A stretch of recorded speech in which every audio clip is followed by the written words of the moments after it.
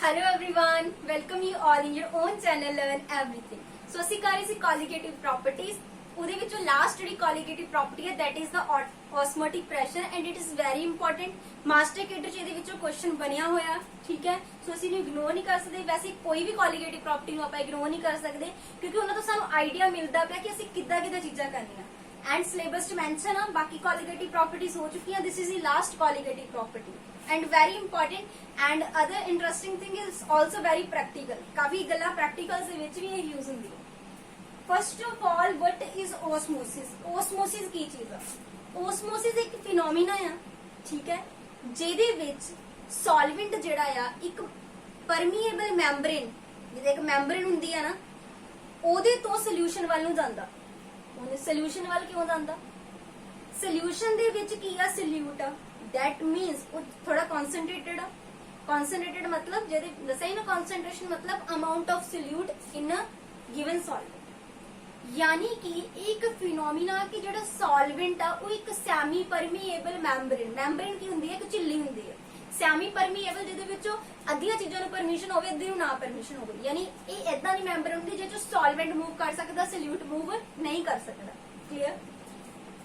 मतलब अपने दिमाग 'ਚ ਇਹ ਗੱਲ ਬਿਠਾਓ ਕਿਉਂਕਿ ਇਹਦੇ ਨਾਲ ਸਾਰੀਆਂ ਚੀਜ਼ਾਂ ਹੋਣਗੀਆਂ ਕਿ ਜਿੱਧਰ ਸੋਲਿਊਟ ਘੱਟ ਹੋਏਗਾ, ਪਹਿਲਾਂ ਤਾਂ ਇਹ ਦੇਖ ਲਓ ਕਿ ਸੋਲਵੈਂਟ ਮੂਵ ਕਰੇਗਾ through a semi permeable membrane from pure solvent to solution. ਪਹਿਲਾਂ ਮੈਂ ਇਹ ਚੀਜ਼ ਸਮਝਾ ਦਿੰਦੀ, ਫਿਰ ਮੈਂ ਦੋ ਸੋਲੂਸ਼ਨ ਦਾ ਕੰਪੈਰੀਜ਼ਨ ਸਮਝਾ ਦਿੰਦੀ। This is your pure solvent, ਧਿਆਨ ਨਾਲ ਸਮਝਿਓ, pure solvent and this is solution. इधर सोल्यूशन है, इधर प्योर सॉल्वेंट। ਅਸੀਂ ਲਗਾਤੀ ਜੀ ਕੋਈ ਸੈਮੀ ਪਰਮੀਏਬਲ ਮੈਂਬਰੇਨ ਲਗਾ ਦਿੱਤੀ, ਠੀਕ ਹੈ ਜੀ। ਮੈਂ ਇੱਥੋਂ ਬਣਾ ਲੈਣੀ ਹੈ, ਇੱਥੇ ਕੋਈ ਸੈਮੀ ਪਰਮੀਏਬਲ ਮੈਂਬਰੇਨ ਲਗਾ। ਇਹ ਹੈਗੀ ਤੁਹਾਡੇ ਕੋਲ ਸੈਮੀ ਪਰਮੀਏਬਲ ਮੈਂਬਰੇਨ। ਹੁਣ ਇਹ ਸੋਲਵੈਂਟ, ਪਿਓਰ ਸੋਲਵੈਂਟ ਇਸ ਮੈਂਬਰੇਨ ਦੇ ਥਰੂ, ਮੈਂਬਰੇਨ ਇੱਕ ਝਿੱਲੀ ਆ, ਉਹਦੇ ਥਰੂ ਕਿੱਧਰ ਜਾਏਗਾ? ਸੋਲੂਸ਼ਨ ਵੱਲ। ਕਿਉਂ? ਕਿਉਂਕਿ ਸੋਲੂਸ਼ਨ ਚ ਕੀ ਆ? ਸੋਲਿਊਟ। एक फिनोमिना आ, एक प्रोसेस हुंदा आ। सॉल्वेंट मूव करदा from low solute concentration to high solute concentration. ये वाली चीज तुसी दिमाग च बिठानी। कित्थों मूव करदा? लो सोल्यूट कॉन्सेंट्रेशन। तो सोल्यूट सी नहीं, कॉन्सेंट्रेशन घट ही हुई, फिर हाई कॉन्सेंट्रेशन सोल्यूशन। एग्जांपल देखो मैं ले रही हां, इधर लो, मान लो लो कॉन्सेंट्रेशन आ, इधर हाई कॉन्सेंट्रेशन केरी सल्यूट दी, किधरों फ्लो करेगा? इधरों इधर फ्लो करेगा through a semi permeable membrane. ए पॉइंट जी तुसी दिमाग च रखना, इहदे नाल होएगा। एग्जांपल इन्ने क्योंकि ऑस्मोटिक प्रेशर समझो तो पहला तुहानू ऑस्मोसिस पता होनी चाहिए क्योंकि मेन फिनोमिना होगी। कुछ पॉइंट्स जेडे मैं नहीं भी लिखे मैं बोल देने, तुसी नाल नाल समझ लेने, वो नोट कर लेने, इंपॉर्टेंट है हर एक चीज। ए मैं दो बीकर ले ले, दोनों च एग रख दिता। एग की पहला जी हार्ड लेयर होंगी आ, वो मैं HCl दे विच डिल्यूट HCl ना वो हटा ली आ। उस तो बाद एक एग नूं मैं किहदे विच रखिया? डिस्टिल्ड वाटर दे विच। किहदे विच रखिया? डिस्टिल्ड वाटर दे विच। दूसरे एग नूं मैं रखिया NaCl solution they which, which is very concentrate, very concentrate. एदी कॉन्सेंट्रेशन इन्नी नहीं है। कुछ टाइम बाद की ऑब्जर्व किया गया, ये सैल जिहड़ा ये वाला एग सी स्वेल कर गया, फुल गया थोड़ा, ठीक है। ते जिहड़ा ये सैल सी ये श्रिंक कर गया। की नोटिस किया गया कि जिहड़ा ता एग डिस्टिल्ड वाटर दे विच रखिया गया सी वो स्वेल हो गया, जिहड़ा NaCl सोल्यूशन दे विच रखिया सी वो श्रिंक हो गया। इदां क्यों होया? क्योंकि एग दे जिहड़ा अंदर सोल्यूशन आ ओदी भी कोई कॉन्सेंट्रेशन होएगी, कुछ कॉन्सेंट्रेशन होएगी। Let concentration number 1 distilled water दी कॉन्सेंट्रेशन की आ? वाटर आ, सोल्यूट किथे आ? यानी लो कॉन्सेंट्रेशन लो किथे आ? हुण बाहर लो कॉन्सेंट्रेशन आ, ये वेरी कॉन्सेंट्रेशन है। ए च बाहर की आ? वेरी कॉन्सेंट्रेशन, हाई कॉन्सेंट्रेशन लिख लेनी है। हुण लाओ वाला फिनोमिना, सोल्यूट सॉल्वेंट कित्थों जाएगा? लो सोल्यूट कॉन्सेंट्रेशन टू हाई। लो तो किथे चल गया? हाई, अंदर चल गया पानी, ते एग की कर गया? स्वेल कर गया अंदर। हुण लो अंदर हो गई, हाई कॉन्सेंट्रेशन किथे होगी? बाहर। अंदर जिहड़ा सोल्यूट है लो कॉन्सेंट्रेशन, बाहर जिहड़ा तुसीं सोल्यूशन रख दित्ता, मैं नमक दा पानी कितना सारा घोल के विच पा दे बाहर रख दित्ता, ओहदे विच रख दित्ता। ਹੁਣ ਲੋਡ ਤੋਂ ਕਿੱਥੇ ਆਏਗਾ ਹਾਈ, ਅੰਦਰਲਾ ਸੋਲੂਸ਼ਨ ਬਾਹਰ ਆ ਜਾਏਗਾ, ਸੈੱਲ ਕੀ ਕਰ ਸੈੱਲ ਜਿਹੜਾ ਤੁਹਾਡਾ ਐਗ ਹੈ ਇਹ ਕਰ ਜਾਏਗਾ, ਸ਼ਰਿੰਕ ਕਰ ਜਾਏਗਾ। ਸਮਝਦੇ? मतलब कि ਜਿਹੜਾ ਐਗ ਆ ਜੇ ਤਾਂ ਉਹ ਆਪਾਂ ਰੱਖਿਆ ਹੋਇਆ ਡਿਸਟਿਲਡ ਵਾਟਰ ਦੇ ਵਿੱਚ ਤਾਂ ਉਹ ਸਵੈਲ ਕਿਉਂ ਕਰੇਗਾ, ਬਿਕਾਜ਼ ਅਕੋਰਡਿੰਗ ਟੂ ਓਸਮੋਸਿਸ ਇਹ ਮੈਂਬਰੇਨ ਦੀ ਬਾਹਰਲੀ ਪਰਤ ਕਾਹਦਾ ਕੰਮ ਕਰਦੀ ਪਈ, ਮੈਂਬਰੇਨ ਦਾ, ਤੇ ਸੋਲਵੈਂਟ ਫਲੋ ਕਰ ਜਾਏਗਾ ਫਰੋਮ ਲੋ ਟੂ ਹਾਈ, ਅੰਦਰ ਚੱਲ ਜਾਏਗਾ, ਉਹਨੇ ਸਵੈਲ ਕਰ ਦੇਣਾ। ਦੂਸਰੇ ਕੇਸ ਦੇ ਵਿੱਚ ਕੀ ਹੋਇਆ, ਜਿਹੜਾ ਸੋਲਵੈਂਟ ਆ ਹੁਣ ਅੰਦਰ ਕਨਸੈਂਟ੍ਰੇਸ਼ਨ ਲੋ ਹੋ ਗਈ, ਬਾਹਰ ਕੀ ਹੋ ਗਈ ਹਾਈ, ਉਹ ਲੋ ਟੂ ਹਾਈ ਆ ਗਿਆ, ਬਾਹਰ ਆ ਗਿਆ, ਸੈਲ ਜਿਹੜਾ ਕੀ ਕਰ ਗਿਆ, ਸ਼ਰਿੰਕ ਕਰ ਗਿਆ। ਕਲੀਅਰ? ਦਿਸ ਵਾਸ ਦਾ ਪੁਆਇੰਟ ऑस्मोसिस का प्रोसेस। बहुत सारी इदा दी एग्जांपल है।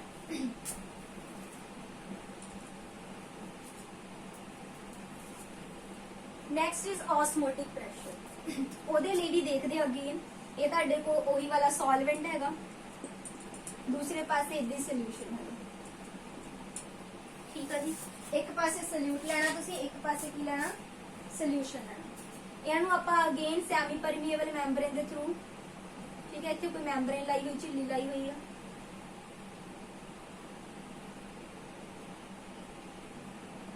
ठीक है जी, ਇਹਦਾ अपना अपना कोई प्रेशर ਹੁਣ ਤੁਹਾਨੂੰ ਪਤਾ ਸੋਲਵੈਂਟ ਨੇ ਕਿੱਧਰ ਮੂਵ ਕਰਨਾ, ਸੋਲੂਸ਼ਨ ਵਾਲੇ, ਤਾਂ ਸਾਨੂੰ ਪਤਾ solvent will move towards the solution through this membrane, ਇਸ ਮੈਂਬਰੇਨ ਦੇ ਥਰੂ ਕਿੱਧਰ ਨੂੰ ਜਾਏਗਾ, ਉਹ ਸੋਲੂਸ਼ਨ ਵੱਲ, यानी कि कुछ प्रेशर होएगा ਤਾਂ ਹੀ ਇੱਧਰ ਜਾ ਰਿਹਾ। उन्ना प्रेशर मैं इधर लगा देवा, इधर मान लो अपना प्रेशर P आ, प्लस मैं कोई प्रेशर लगा दिता ਇਹਦੇ ਤੇ ਤਾਂ ਕਿ ਇਹ ਜਿਹੜਾ ਆ ਇੱਧਰ ਨਾ ਆ ਸਕੇ, ਉਹ ਕੀ ਹੋਏਗਾ ਫਿਰ ऑस्मोटिक प्रेशर हो गया। देखो ऑस्मोटिक प्रेशर की एक्सेस प्रेशर ਜਿਹੜਾ ਤੁਸੀਂ ਵਾਧੂ प्रेशर ਲਾਇਆ टू दी सोल्यूशन ਕਾਦੇ ਵਾਸਤੇ, to prevent the passage of solvent, की सॉल्वेंट ਦੀ पैसेज ਨਾ ਹੋ ਸਕੇ, ਉਹਨੂੰ ਕੀ ਕਹਿ ਦਿੱਤਾ, ਕਿਹਦੇ ਥਰੂ, ਸੈਮੀ ਪਰਮੀਏਬਲ ਮੈਂਬਰੇਨ ਦੇ ਥਰੂ, ਉਹਨੂੰ ਕਹਿੰਦਾ osmotic pressure, it is denoted by pi. Osmotic pressure pi denote करते, ਤੁਹਾਨੂੰ ਪਤਾ ਹੋਣਾ ਚਾਹੀਦਾ, ਕਲੀਅਰ, ਕਿਉਂਕਿ ਇੱਥੇ ਨੂਮੈਰੀਕਲ ਬਣਿਆ ਸੀ ਨਾ, ਫਿਰ ਉਹ ਚੀਜ਼ ਅੱਗੇ ਤਾਂ ਹੀ ਕਲੀਅਰ ਹੋਣੀ। ਆਬਵੀਅਸਲੀ ऑस्मोटिक प्रेशर ਨੂੰ ਮੇਜ਼ਰ ਕਰਨਾ ਸੀ, ਇੱਧਰ ਮੈਂ ਐਕਸੈਸ ਇਹਦੀ ਪੈਸੇਜ ਰੋਕਣੀ ਸੀ, ਜਿੰਨੀ ਪੈਸੇਜ ਨਾਲ ਰੁਕਿਆ ਇਹਦਾ ਮਤਲਬ ਉਨਾ ਹੀ ਉਹਨੇ ਪ੍ਰੈਸ਼ਰ ਲਗਾਇਆ ਸੀ, ਇੱਧਰ ਓਨਲੀ ਉਨਾ ਹੀ ਮੈਨੂੰ ਰੋਕਣ ਲਈ ਲਗਾਉਣਾ ਪਿਆ। ਜਿੱਦਾਂ ਇੱਧਰੋਂ ਕੋਈ ਜ਼ੋਰ ਲਗਾ ਰਿਹਾ, ਜਿੰਨਾ ਜ਼ੋਰ ਲਗਾ ਰਹੀ ਮੈਨੂੰ ਰੋਕਣਾ, ਤੇ ਦੂਸਰਾ ਉਨਾ ਹੀ ਜ਼ੋਰ ਲਗਾਏਗਾ, ਉਹ ਮਾਪ ਹੋ ਗਿਆ ਨਾ ਵੀ ਕਿੰਨਾ ਪ੍ਰੈਸ਼ਰ ਨਾਲ ਉਹ ਆ ਰਿਹਾ। This is called osmotic pressure. Clear? ਹੁਣ ਅਸੀਂ ਇਹਦੀ ਥੋੜੀ ਮੈਥਮੈਟਿਕਲ ਐਕਸਪ੍ਰੈਸ਼ਨ ਦੇਖ ਲੈਂਦੇ ਆ, ਫਿਰ ਨਿਊਮੈਰੀਕਲ ਕਰਦੇ ਆ।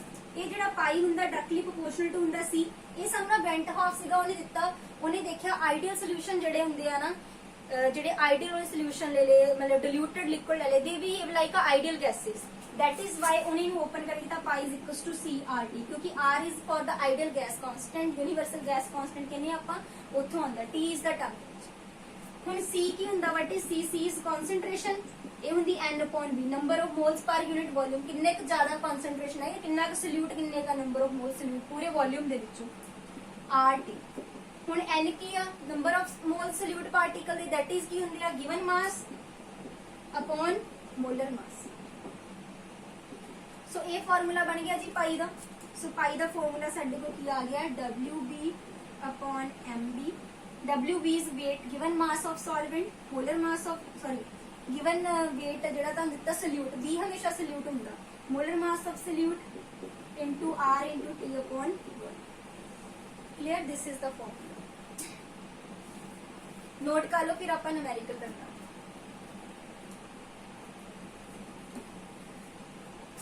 Okay.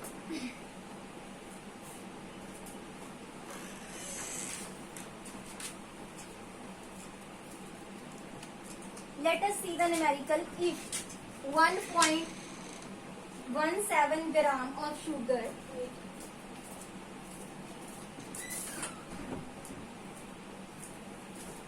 1.71 gram of sugar, ਜਿਹਦਾ ਮੋਲਰ ਮਾਸ ਦਿੱਤਾ 342, are dissolved in 500 centimeter cube of solution, यानी कि 1.71 ग्राम शुगर ਦੇ ਕਿਹ ਚ ਡਿਸੋਲਵ ਕੀਤੇ ਗਏ 500 centimeter cube ਕੋਈ ਸੋਲੂਸ਼ਨ ਸੀਗਾ, ਉਹਦੇ ਵਿੱਚ ਕਿੰਨੇ ਕੈਲਵਿਨ ਤੇ 300 ਕੈਲਵਿਨ ਤੇ। ਇੰਨੇ ਡਾਟੇ ਨੂੰ ਪਹਿਲਾਂ ਲਿਖ ਲੈਂਦੇ ਆ। ਇਵਨ ਇਸ ਚੀਜ਼ ਨੂੰ ਭੁੱਲਿਆ ਗਿਆ ਕਿ ਹੋਏਗੀ ਸੋਲੂਟ, ਹੈ ਨਾ, ਇਹ weight of solute ਸਾਨੂੰ ਹੋ ਗਿਆ given 1.71 ग्राम। मोलर मास भी गिवन है MB सल्यूट का 342 ग्राम इन 500 सेंटीमीटर क्यूब सोल्यूशन। वॉल्यूम देता 500 सेंटीमीटर क्यूब इनू लीटर च कन्वर्ट करना ते तुसी की करोगे डिवाइड बाय 1000 कर लो 0.5 लीटर आ गया। टेम्परेचर कितना दिता 300 केल्विन। आर दी वैल्यू भी गिवन है दैट इज 0.083। पता की करना सी ऑस्मोटिक प्रेशर पाई पता करना की फार्मूला सी पाई दा WB/MB गुना RT/V। पुट कर दो WB का कितना 1.71 MB कितना 342 वॉल्यूम कितना 0.5 R कितना 0.083 एंड टेम्परेचर कितना 300 केल्विन।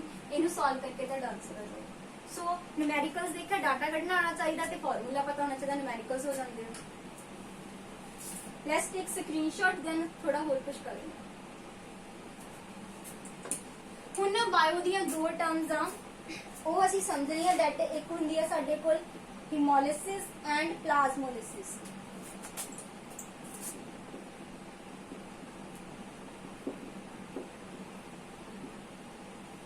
ਇਹ ਦੋਨੀ ਜਿਹੜੀਆਂ ਟਰਮਸ ਆ ਇਹ ਆਸਮੋਟਿਕ ਪ੍ਰੈਸ਼ਰ ਤੋਂ ਹੀ ਡਿਫਾਈਨ ਹੁੰਦੀਆਂ।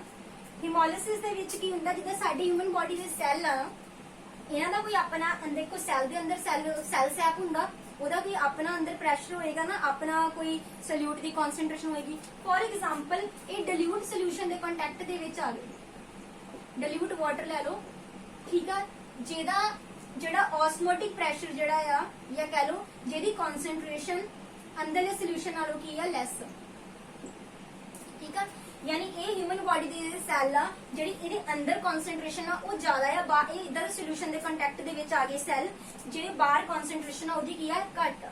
ਹੁਣ ਬਾਹਰ ਲੋ ਕਨਸੈਂਟ੍ਰੇਸ਼ਨ ਆ ਠੀਕ ਆ ਜੀ ਤੇ ਇਹ ਜਿਹੜਾ ਵਾਟਰ ਆ ਇਹ ਅੰਦਰ ਚਲ ਜਾਏਗਾ ਅੰਦਰ ਜਾਕੇ ਸੈੱਲ ਕੀ ਹੋ ਜਾਏਗਾ ਸਵੈਲ ਕਰ ਜਾਏਗਾ ਰੈਪਚਰ ਕਰ ਜਾਏਗਾ। ਇਸ ਫੀਨੋਮੀਨਾ ਨੂੰ ਬੋਲਦੇ ਹੀਮੋਲਿਸਿਸ ਜਦੋਂ ਸੈੱਲ ਜਿਹੜੇ ਸਵੈਲ ਹੋਣ ਨਾਲ ਰੈਪਚਰ ਹੋ ਜਾਂਦੇ।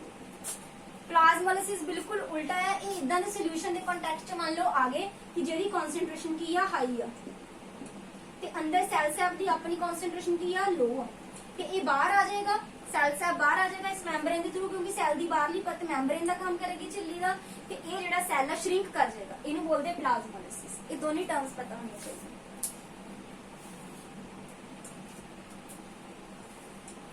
Next is reverse osmosis ROs. ਤੁਸੀਂ ਆਰਓ ਸੁਣਿਆ ਹੋਣਾ ਘਰਾਂ ਚ ਆਰਓ ਲਗਾਏ ਹੁੰਦੇ ਉਹਦੀ ਫੁੱਲ ਫਾਰਮ ਹੁੰਦੀ ਰਿਵਰਸ ਓਸਮੋਸਿਸ। ਇਹ ਓਸਮੋਸਿਸ ਦਾ ਬਿਲਕੁਲ ਉਲਟਾ ਰਿਵਰਸ ਕਰਕੇ ਅਸੀਂ ਡੀਸਲਾਈਨੇਸ਼ਨ ਕਰ ਲੈਂਦੇ ਵਾਟਰ ਦੀ ਉਹਨਾਂ ਨੂੰ ਪਿਓਰ ਕਰ ਲੈਂਦੇ। ਹੁਣ ਕੀ ਕਰਦੇ ਆ ਆਪਾਂ ਇਹਦੇ ਵਿੱਚ ਜਿੱਦਾਂ ਇੱਧਰ ਸਾਡੇ ਕੋਲ ਸੋਲਵੈਂਟ ਮਤਲਬ ਕਿ ਜਿਹਦਾ ਓਸਮੋਸਿਸ ਸੋਲਿਊਟ ਕਿੱਧਰੋਂ ਮੂਵ ਕਰਦਾ ਲੋ ਕਨਸੈਂਟ੍ਰੇਸ਼ਨ ਟੂ ਹਾਈ ਉੱਥੇ ਉਲਟਾ ਹੋਏਗਾ ਉਹ ਹਾਈ ਤੋਂ ਕਿੱਧਰ ਕਨਸੈਂਟ੍ਰੇਸ਼ਨ ਤੋਂ ਮੂਵ ਕਰੇਗਾ ਲੋ। ਜਿੱਦਾਂ ਜਿਹੜਾ ਖਰਾਬ ਪਾਣੀ ਹੁੰਦਾ ਉਹਦੇ ਵਿੱਚ ਬਹੁਤ ਸਾਰੇ ਸੋਲਿਊਟਸ ਘੁਲੇ ਹੁੰਦੇ ਆ ਨਾ ਕਿੰਨੀ ਜ਼ਿਆਦਾ ਕਨਸੈਂਟ੍ਰੇਸ਼ਨ ਹੁੰਦੀ ਬਟ ਜਿਹੜਾ ਸਾਨੂੰ ਚਾਹੀਦਾ ਉਹ ਪਿਓਰ ਚਾਹੀਦਾ ਠੀਕ ਹੈ ਸਾਫ਼ ਚਾਹੀਦਾ ਜਿਹਦੀ ਕਨਸੈਂਟ੍ਰੇਸ਼ਨ ਉਹਦੇ ਨਾਲੋਂ ਕੀ ਹੋਵੇ ਘੱਟ ਲਾਈਕ ਬਹੁਤਾ ਨਮਕ ਨਾ ਘੁਲਿਆ ਹੋਵੇ। ਜਿੱਦਾਂ ਫੋਰ ਐਗਜ਼ਾਮਪਲ ਇਹ ਸੋਲੂਸ਼ਨ ਚ ਨਮਕ ਬਹੁਤ ਜ਼ਿਆਦਾ ਹੈ ਹਾਈ ਕਨਸੈਂਟ੍ਰੇਸ਼ਨ ਦਾ ਇਹ ਕੀ ਆ ਲੋ ਕਨਸੈਂਟ੍ਰੇਸ਼ਨ ਇਹ ਸਾਨੂੰ ਚਾਹੀਦਾ। ਅਸੀਂ ਆਰਓਸ ਦੇ ਵਿੱਚ ਕਰਦੇ ਰਿਵਰਸ ਆਸਮੋਸਿਸ ਕਰਦੇ ਹਾਂ ਜਿਹੜਾ ਸੋਲੂਸ਼ਨ ਸਾਈਡ ਪ੍ਰੈਸ਼ਰ ਆ ਨਾ ਉਹ ਅਸੀਂ ਆਸਮੋਟਿਕ ਪ੍ਰੈਸ਼ਰ ਤੋਂ ਵੀ ਜ਼ਿਆਦਾ ਦੇ ਦਿੰਦੇ ਹਾਂ ਮੋਰ ਦੈਨ ਆਸਮੋਟਿਕ ਪ੍ਰੈਸ਼ਰ। ਉਹ ਨਾਲ ਕੀ ਹੋਏਗਾ ਆਸਮੋਟਿਕ ਪ੍ਰੈਸ਼ਰ ਤੋਂ ਜਦੋਂ ਆਪਾਂ ਜ਼ਿਆਦਾ ਪ੍ਰੈਸ਼ਰ ਦਵਾਂਗੇ ਉਹ ਨਾਲ ਕੀ ਹੋਏਗਾ ਜਿਹੜਾ ਸੋਲਵੈਂਟ ਆ ਇਧਰੋਂ ਇੱਧਰ ਫਲੋ ਕਰ ਜਾਏਗਾ ਸਾਨੂੰ ਪਿਓਰ ਚੀਜ਼ ਮਿਲ ਜਾਏਗੀ। ਇਹ ਵੀ ਥਰੂ ਸੈਮੀ ਪਰਮੀਏਬਲ ਮੈਂਬਰੇਨ ਹੀ ਹੁੰਦਾ ਬਸ ਇਹਦੇ ਵਿੱਚ ਕੀ ਹੈ ਇਹ ਜਿਹੜੀ ਮੈਂਬਰੇਨ ਹੁੰਦੀ ਆ ਨਾ ਇਹਦੇ ਵਿੱਚੋਂ ਸੋਲਿਊਟ ਪਾਰਟੀਕਲ ਨਹੀਂ ਨਿਕਲਦੇ ਇਕੱਲਾ ਸੋਲਵੈਂਟ ਫਲੋ ਕਰਦਾ ਤੇ ਨੋਟ ਕਰ ਲਿਓ ਕਿਹੜੀ ਆਪਾਂ ਯੂਜ਼ ਕਰਦੇ ਹਾਂ ਸੈਲੂਲੋਜ਼ ਐਸੀਟੇਟ ਇਹ ਵਾਲੀ ਮੈਂਬਰੇਨ ਯੂਜ਼ ਕਰਦੇ ਕਿਉਂਕਿ ਇਹ ਮੈਂਬਰੇਨ ਬਹੁਤ ਵਧੀਆ ਹੁੰਦੀ ਆ। ਇਹ ਮੈਂਬਰੇਨ ਦੇ ਵਿੱਚੋਂ ਸਿਰਫ ਸੋਲਵੈਂਟ ਮੂਵ ਕਰੇਗਾ ਇੰਪਿਊਰਿਟੀਜ਼ ਮੂਵ ਨਹੀਂ ਕਰਨਗੀਆਂ। ਨੋਟ ਕਰ ਲਿਓ ਆ ਸਕਦਾ ਕਿ ਜਿਹੜੇ ਆਪਾਂ ਡੀਸਲਾਈਨੇਸ਼ਨ ਕਰਦੇ ਵਾਟਰ ਉਹਦੇ ਵਿੱਚ ਇਹ ਵਾਲੀ ਕਾਫੀ ਮੈਂਬਰੇਨ ਯੂਜ਼ ਕੀਤੀ ਜਾਂਦੀ ਹੈ। ਕਿਉਂ ਕਿਉਂਕਿ ਸਾਫ਼ ਪਾਣੀ ਆ ਜਾਏਗਾ ਨਾਲ ਇੰਪਿਊਰਿਟੀਜ਼ ਨਹੀਂ ਆਉਣਗੀਆਂ। ਜੋ ਤੁਸੀਂ ਆਸਮੋਟਿਕ ਪ੍ਰੈਸ਼ਰ ਤੋਂ ਜ਼ਿਆਦਾ ਪ੍ਰੈਸ਼ਰ ਦਿੱਤਾ ਸੋਲੂਸ਼ਨ ਸੇ ਉਹਨਾਂ ਦੇ ਅੰਦਰ ਸੋਲਵੈਂਟ ਇੱਧਰ ਆ ਗਿਆ ਯਾਨੀ ਹੁਣ ਸੋਲੂਸ਼ਨ ਕਿੱਧਰ ਮੂਵ ਕੀਤਾ ਸੋਲਵੈਂਟ ਕਿੱਧਰੋਂ ਮੂਵ ਕੀਤਾ ਹਾਈ ਸੋਲਿਊਟ ਕਨਸੈਂਟ੍ਰੇਸ਼ਨ ਟੂ ਲੋ ਉਲਟਾ ਹੋ ਗਿਆ ਪਹਿਲਾਂ ਲੋ ਟੂ ਹਾਈ ਸੀ ਨਾ ਹੁਣ ਹਾਈ ਸੋਲਿਊਟ ਕਨਸੈਂਟ੍ਰੇਸ਼ਨ ਟੂ ਕੀ ਹੋ ਗਿਆ ਲੋ ਤਾਂ ਇਹਨੂੰ ਨਾਮ ਦਿੱਤਾ ਰਿਵਰਸ ਆਸਮੋਸਿਸ। ਇਹ ਕਰਾਈ ਕਿੱਦਾਂ ਜਾਏਗੀ ਸੋਲੂਸ਼ਨ ਸਾਈਡ ਤੁਸੀਂ ਆਸਮੋਟਿਕ ਪ੍ਰੈਸ਼ਰ ਤੋਂ ਜ਼ਿਆਦਾ ਪ੍ਰੈਸ਼ਰ ਦੇ ਦਿਓ clear. So this is reverse osmosis ਕਿ ਬਹੁਤ ਸਾਰੇ ਜਿਹਦਾ ਡੀਸਲਾਈਨੇਸ਼ਨ ਪਲਾਂਟਸ ਵੀ ਲੱਗੇ ਹੁੰਦੇ ਉੱਥੇ ਵੀ ਇਹ ਪ੍ਰੋਸੈਸ ਯੂਜ਼ ਹੁੰਦਾ ਜਿਹੜੇ ਘਰਾਂ ਚ ਆਰਓ ਲਗਾਏ ਆ ਤੁਸੀਂ ਉੱਥੇ ਵੀ ਇਹ ਪ੍ਰੋਸੈਸ ਹੁੰਦਾ ਪਿਆ ਕਲੀਅਰ। ਸੋ ਇਹ ਚੀਜ਼ਾਂ ਪ੍ਰੈਕਟੀਕਲ ਕਾਫੀ ਨੌਲੇਜ ਸੀ ਬੜੀਆਂ ਪ੍ਰੈਕਟੀਕਲ ਐਪਲੀਕੇਸ਼ਨਸ ਜਿਹੜੀਆਂ ਹੈਗੀਆਂ ਨੇ ਅਲੱਗ-ਅਲੱਗ ਤਰ੍ਹਾਂ ਦੀਆਂ ਠੀਕ ਹੈ। ਸੋ ਰਿਵਰਸ ਆਸਮੋਸਿਸ ऑस्मोसिस, ये सारिया चीजों को ध्यान देख लेना, ਜਿਹੜੀਆਂ मैं कुछ टर्म्स उदा बोलिया नोट डाउन कर लेना क्योंकि इंपॉर्टेंट है। Thanks for watching the video.